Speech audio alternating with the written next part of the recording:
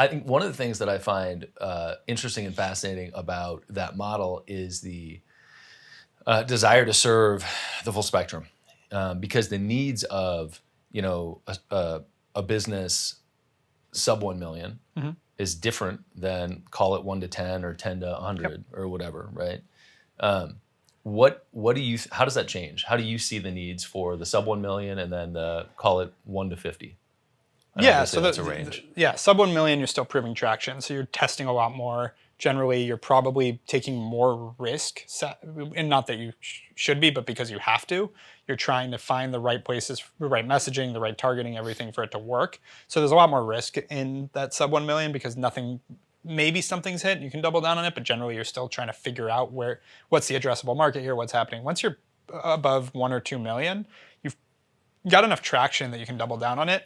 It's really easy. And then going from 2 to whatever really comes down to the demand and addressable market. Like from there, it's really just how big is the market of people that want this at a rate that's actually profitable. And for us, I look at marketing as like, you're really looking for the early adopters because most people buy things because their friends told them to. Like still to this day, like most people are waiting to hear from a friend, like you got to check this out. And that's where they end up doing most of their purchasing. So you need the people that don't do that. You need the people that'll see an ad or read an article and go, this is dope, I'm getting it.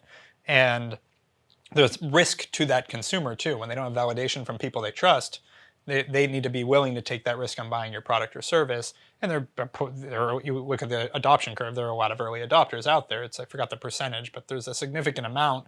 And so when you're marketing, you want to find those people that don't need that validation to buy something in the beginning, when you're not a ubiquitous brand, that's still what you're looking for when you're still in the customer acquisition phase of your business.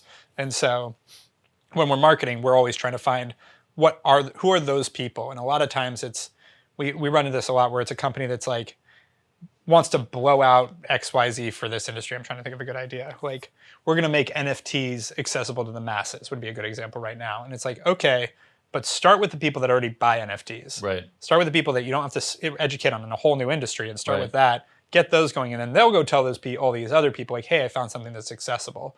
And so that's, as you said, what's the difference? In that sub 1 million, you're still trying to figure out who those people are. And the post 1 million, usually you know who those people are, and it's just about stepping on the gas.